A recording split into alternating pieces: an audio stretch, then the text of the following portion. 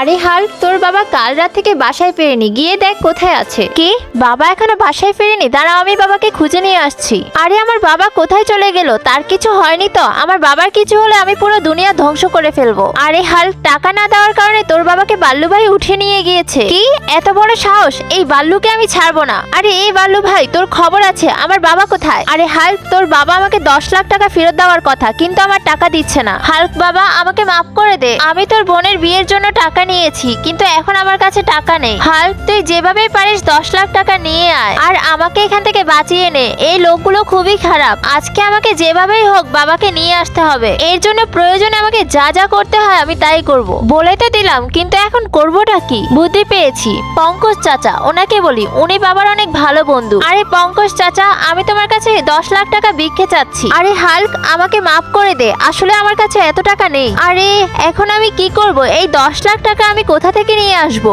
আজকে সারাদিন কারো কাছে কাজ করলেও কেউ আমাকে এত টাকা দিবে না। শুনো শুনো, পাশের গ্রামে কুস্তি খেলা হবে, যে জিতবে তাকে 10 লাখ টাকা পুরস্কার করা হবে। কি, কুস্তিতে জিতলেই 10 লাখ টাকা পাবো? এটাই সুযোগ, আমাকে যে করেই হোক কুস্তিতে জিততে হবে। এখানে কি এমন কেউ আছে যে আমার গ্রামের চ্যাম্পিয়নকে হারাতে পারবে? যদি থাকে সামনে আসো। দাঁড়াও, আমি হারাবো এই টাকলাকে। এই টাকলাকে হারিয়ে বাড়িতে পাঠিয়ে দিব।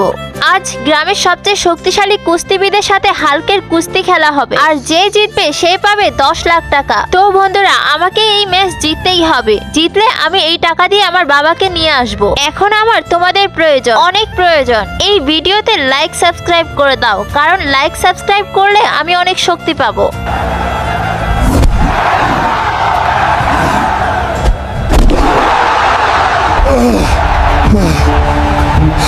বন্ধুরা, যারা যারা লাইক সাবস্ক্রাইব করোনি তাড়াতাড়ি করো, আমার অনেক শক্তির প্রয়োজন। বন্ধুরা, এই কুস্তির চ্যাম্পিয়ন হাল্ক ভাই, আর হাল্ক ভাই পেয়ে গেছে পুরো 10 লাখ টাকা। এই ভাল্লু, নে তোর 10 লাখ টাকা, আমার বাবাকে ছেড়ে দে। নেক্সট টাইম আমার বাবাকে নিয়ে আসলে তোর ব্যান্ড বাজিয়ে দিব।